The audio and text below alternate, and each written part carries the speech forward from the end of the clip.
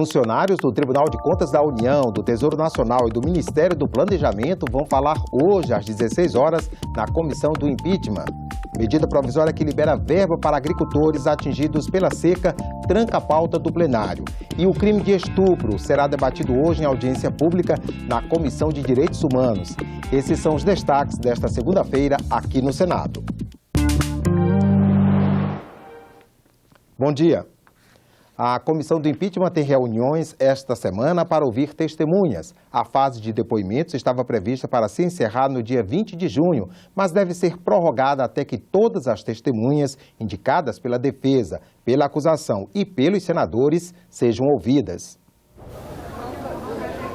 Nesta segunda-feira, a comissão do impeachment ouve 4 testemunhas do Tribunal de Contas da União, do Tesouro Nacional e da Secretaria de Orçamento, todos indicados por senadores a favor do impeachment.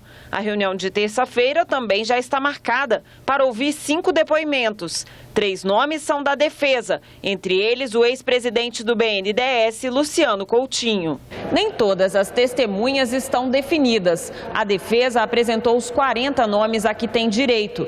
17 foram negados pelo relator, senador Antônio Anastasia, porque, segundo ele, não tem relação direta com a denúncia.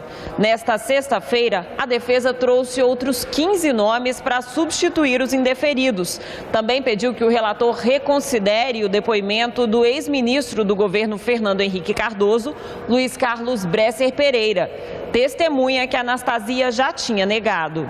Além de definir as testemunhas, a comissão também precisa decidir se mantém o atual calendário, com depoimentos até 20 de junho. Senadores contrários ao impeachment pedem mais tempo, o que atrasaria a votação final, prevista para o início de agosto. Se fosse usar 4 testemunhas por dia, daria 10 dias úteis. Então já ultrapassaria o prazo. A gente tem que ter calma, porque o trabalho tem que ser feito. São 6 meses que a presidente tem. Eu acho que esse processo vai se alongar um pouco. Eu acho que o julgamento definitivo dela vai acontecer no final de agosto, começo de setembro. Nós aumentaríamos o calendário em mais uma semana. Uma semana o senhor acha que é suficiente? Uma semana a mais é suficiente. O plenário do Senado começa a semana com a pauta trancada por uma medida provisória. Se ela for votada, os senadores podem analisar um projeto que beneficia micro e pequenas empresas. A MP 715 libera mais de 316 milhões de reais para o Ministério do Desenvolvimento Agrário. O dinheiro vai para 440 mil famílias de agricultores que tiveram prejuízos com a seca entre 2014 e 2015.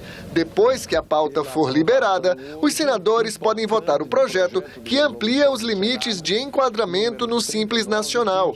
O teto sobe dos atuais 3 milhões e 600 mil reais para 4 milhões e 800 mil reais, segundo o relatório da senadora Marta Suplicy. Os governadores estiveram no Senado e têm até segunda-feira para apresentar sugestões ao texto. O presidente, Renan Calheiros, está confiante. Na terça-feira, nós vamos fazer uma reunião de líderes para decidir se vamos atualizar o Simples. Essa pode ser uma decisão importante para retomarmos o melhor desempenho da nossa economia. E agora vamos conferir os destaques das comissões do Senado para esta semana. Quem vai trazer as informações para nós é o repórter da Rádio Senado, Roberto Fragoso. Bom dia, Roberto.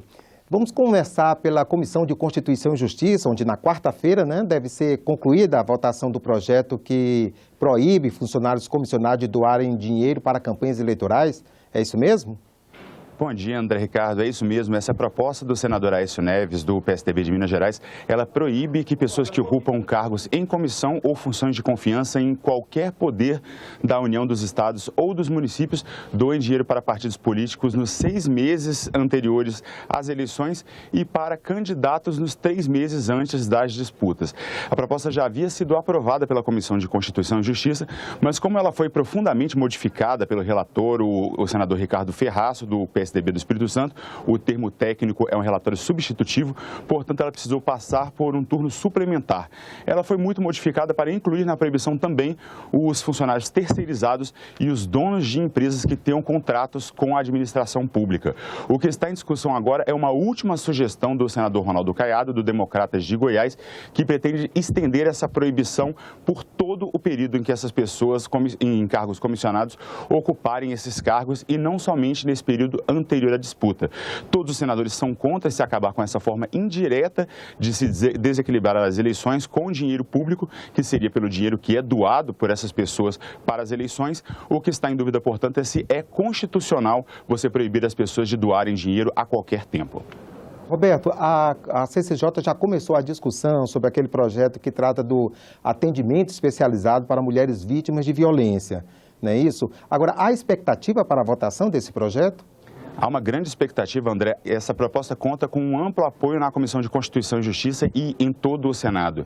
Essa proposta começou a ser discutida na última semana e o que foi apontado pelos senadores é que 10 anos depois da criação da Lei Maria da Penha, ainda há muitos relatos de mulheres que, quando elas chegam nas delegacias para relatar que elas foram vítimas de violência, e isso inclui também as vítimas, não só as vítimas de violência doméstica, mas como também as mulheres que são vítimas de estupro. O que acontece quando elas chegam na delegacia para fazer a denúncia, elas são muitas vezes expostas em público e muitas vezes humilhadas porque não há um atendimento especializado e não um lugar reservado para que elas possam fazer essa denúncia. A proposta pretende, portanto, fazer com que haja um atendimento especializado, que os profissionais sejam capacitados para atendê-las, que haja um lugar próprio para isso e que elas sejam atendidas preferencialmente por mulheres. Eu vou destacar aqui esse preferencialmente porque não há estrutura em todo o país para que seja obrigatoriamente feito o atendimento das vítimas de violência por mulheres, portanto, seria preferencial. O delegado ou a delegada que atender a vítima de violência também vai ter poderes para tomar medidas cautelares, ou seja, medidas preventivas temporárias para proteger essas vítimas, como impedir que o agressor tenha contato com elas. Essas medidas seriam, portanto, revistas num prazo máximo de 24 horas por um juiz. Ok. Roberto, o que mais você destacaria das comissões para esta semana? Nós temos na pauta da Comissão de Assuntos Econômicos, nesta terça-feira, um projeto que limita drasticamente o pagamento antecipado em contratos com a administração pública. É uma proposta que foi inspirada nas conclusões das investigações da CPI do Mensalão e dos Correios. Seria permitido, portanto, fazer apenas contratos temporários em casos excepcionais e se houver uma previsão em edital, o que já é permitido de acordo com pareceres técnicos do Tribunal de Contas da União e da Controladoria Geral da União. André. Muito obrigado, Roberto. E uma audiência pública sobre os crimes de estupro será realizada hoje às 9 horas na Comissão de Direitos Humanos. Estatísticas divulgadas pela comissão revelam que uma mulher é estuprada no Brasil a cada 11 minutos. O debate será interativo.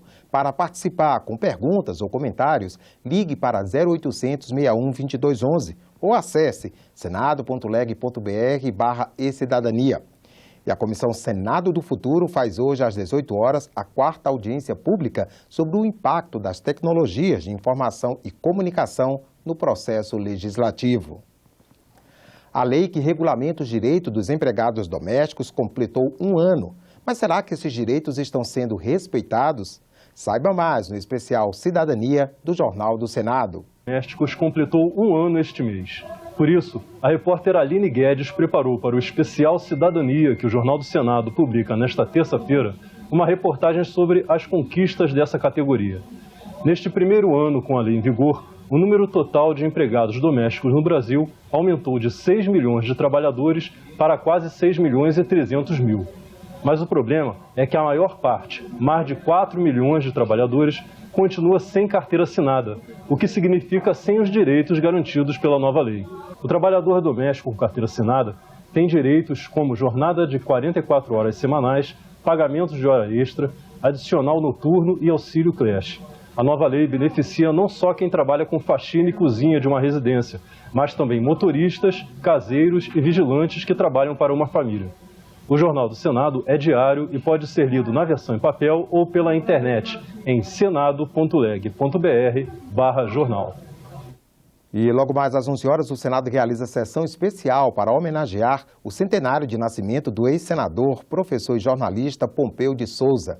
Nascido em Redenção, no Ceará, Pompeu de Souza elegeu-se senador pelo Distrito Federal, assim que Brasília obteve sua autonomia política na eleição de 1986. Durante os trabalhos da Constituinte, ele foi responsável pela inclusão do artigo que trata da liberdade de imprensa. Ele também foi autor do projeto que resultaria no Estatuto das Cidades. Pompeu de Souza morreu em 1991, aos 77 anos. A matéria é constitucional. A cada ano, o presidente da República deve apresentar ao Congresso a prestação de contas do governo. Cabe aos deputados federais e aos senadores, com o suporte do Tribunal de Contas da União, examinar e votar, aprovando ou rejeitando as contas. Mas se o governo tem prazo certo para enviar a prestação de contas, o Congresso não tem prazo para votar essa matéria. 60 dias após a abertura do ano legislativo. É o prazo que a presidência tem para enviar ao Congresso a prestação de contas do ano anterior. A crise provocada com a rejeição das contas da presidente Dilma Rousseff de 2014 pelo TCU mostrou que havia um passivo de contas de presidentes ainda não apreciadas pelos parlamentares, algumas referentes a governos do século passado. Ao longo dos últimos anos, o Congresso Nacional deixou de exercer essa função de julgamento das contas, né? Tanto é que existem contas ainda pendentes de apreciação no âmbito do Congresso Nacional. Esse adiamento, ano após ano, pode estar com os dias contados. Uma proposta de emenda à Constituição em exame no Senado determina que as contas do governo de cada ano sejam apreciadas até o penúltimo mês do ano seguinte, sob pena de trancar a pauta do Congresso. A mudança fortalece a prerrogativa do Legislativo como poder fiscalizador das ações e responsabilidades do Executivo. Essa competência é um poder-dever, é uma função típica do Congresso fazer o controle das atividades do Poder Executivo.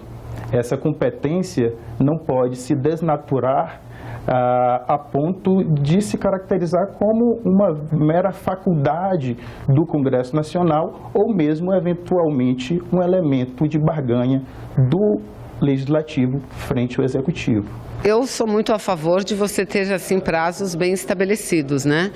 Prazos, a presidente tem prazo para prestar contas, para encaminhar ao Congresso, que encaminha ou remete ao Tribunal de Contas, que também tem prazo para fazer análise prévia e proferir um parecer prévio. Então, eu não sou contra prazos, agora acho que a gente tem que trabalhar essa questão de prazos no coletivo, no conjunto, não quando o problema aparece você tenta resolver aquele prazo. O senador Zé Agripino foi feliz, porque não pode se deixar contas de governo ficar aí 10, 15, 20 anos como tem ficado. Nos estados não é diferente também, não sei se nos municípios talvez um pouco menos, mas nos estados e na União é comum ficar a conta de governo por 10, 15, 20 anos sem ser, ou mais sem ser aprovadas. Então essa PEC do Agripino que trata de que até o final do exercício do ano subsequente sejam analisadas, eu acho que é importante, acho que é para colocar as coisas mais em dia, mais em ordem, né, no nosso país.